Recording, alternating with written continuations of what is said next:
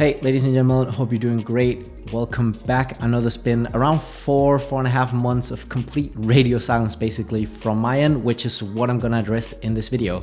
Basically, if you didn't see the last video I posted, around 4 months ago, I talked about that I'm leaving Dubai, and this is basically what I'm gonna be addressing in today's video. So really, there's 3 questions I wanna answer in this video. Why did I even leave Dubai in the first place? How the process was? Do I miss Dubai? But before we get into it, let me just introduce myself. If you're new to the channel, my name is Rasmus. I'm the owner of Minix. That's a performance marketing agency where we specialize in helping e-commerce brands grow holistically with paid ads, content, email marketing, and conversion rate optimization. First question I want to answer here is just why did I even leave Dubai in the first place? And I did actually talk about this on the last video, just kind of looking back at it and reflecting a little bit. But 2 main reasons why I left Dubai. And first one was just to reduce cost of living. That was like my primary reason for actually moving out of Dubai and moving to Romania. So obviously, before I even decide to move somewhere, I obviously have like my 3 criteria that I kind of look at. I'm looking at, the weather, the culture, and then taxes. Now, the weather here in Romania is better than in Denmark, which is kind of like my baseline. There's a little bit more sun here during the winter. Summers are hotter, there's more daylight during the winter. Taxes, I still have everything set up in Dubai. So even though Romanian taxes are quite favorable, actually, I think you pay 1 or 3% on corporate, and then you pay 8% on dividends. And then you have quite a large tax on personal income, but I didn't set up a Romanian company. My brother did, so I know a little bit about it. Pay yourself minimum wage, which is, I think, 400 euros or 500 euros a month. You pay a large income tax on that, but then the rest you just distribute to yourself through dividends, and that comes out to 8%. So culture, it's a very Christian country. They have, I think, better values than they do in the West because they're a God-fearing society. They believe in something, which they don't do in the West.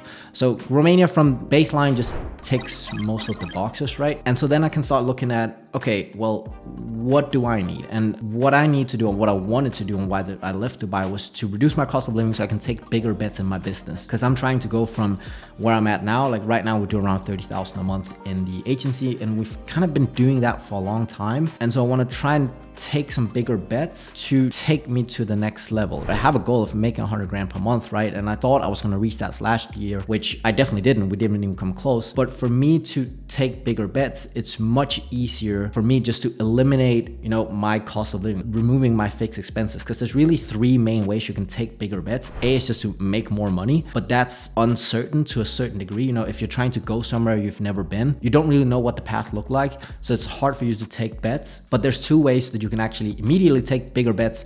And that is A, by taxes, which I pay 0% taxes because I have everything in Dubai. And then B, you can just move to a country with lower cost of living, which is, the route I took, so I can take bigger bets. And so I did a video at one point talking about how expensive Dubai is to live in. I broke down like my main fixed expenses, which came out to $4,700 a month without a car. And then with a car, like renting a car, it came out to $5,300.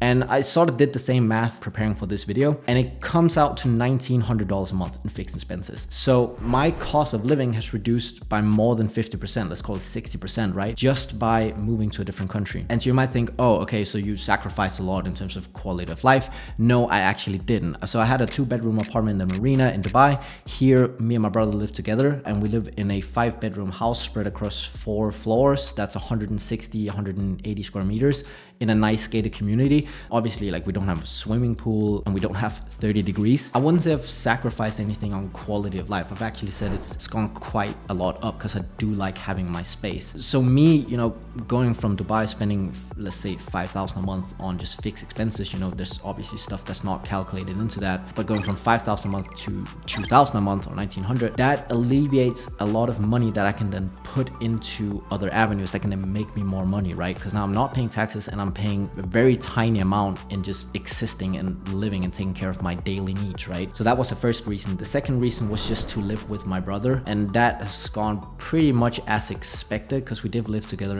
for 6 months in Spain and Marbella, and we have lived together in Copenhagen as well. Basically, I just like living with him because we do elevate each other a lot, especially in terms of health and fitness and just being dialed in, really. So we do right now live in kind of our own little bubble. Like, I go to bed at 8 p.m, I sleep at 8:30, I wake up at 4:45 in the morning, and we work out 2 times a day from Monday to Saturday, so it's 12 times a week. And it's definitely not sustainable. Like, Don't get me wrong, it's definitely not sustainable, but it's a nice period right now for us. You know, we can kind of do whatever we want to do. I like it that we can just stay dialed in and help each other, you know, grow to the next level. The next question here is just how the process was. A little bit difficult, but for the most part, pretty straightforward. Like, I still have all my stuff in Dubai, and I'm an EU citizen. Romania is part of EU, so I could just fly in. I don't need a visa. I don't need anything. So obviously calculate that in if you've ever thought about moving to Romania or some other Eastern European country that's probably a bit cheaper than where you're living now. So for me, it was just really move to Romania, rent an Airbnb, go look at options, talk to some friends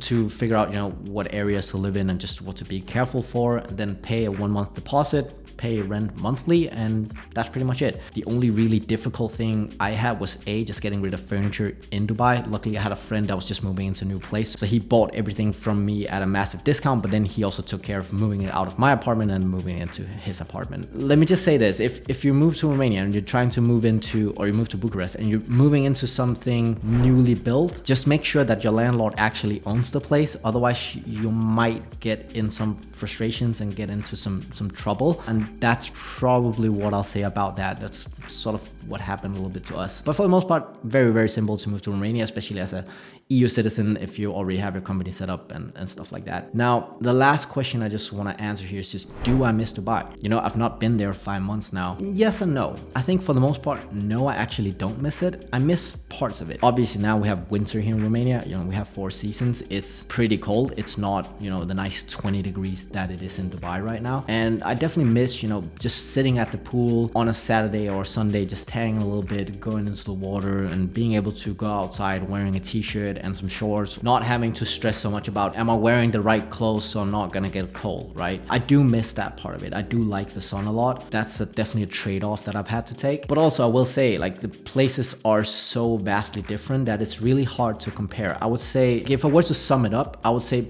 Bucharest and Romania is definitely more of what you would think, you know, a normal city is. Like, it's much more for living. Like, if you were to imagine, oh, I want to move to a big city where I can live the rest of my life or for a long period of time, Romania, Bucharest is definitely that much more than Dubai is. Because Bucharest, like a normal city, you know, obviously they have their history and they have their buildings and stuff, but Dubai is just so different. You have the Burj Khalifa, you have Burj Al Arab, you have all these different places, marina, downtown. It's much more touristy. The lifestyle is definitely very different than what you would have ever imagined a lifestyle could be like. Whereas Romania is sort of like the rest of Europe, I would say. Like, it's very easy to get into if you've lived in Europe, getting into lifestyle and sort of what they have to offer.